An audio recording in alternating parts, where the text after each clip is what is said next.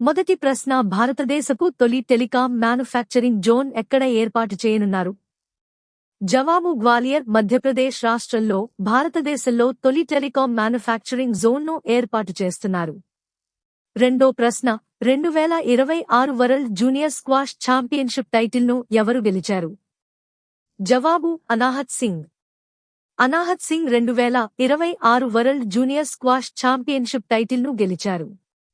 మూడో ప్రశ్న భారత్ చైనా సరిహద్దు వాణిజ్యం ఏ మార్గం ద్వారా తిరిగి ప్రారంభమైంది?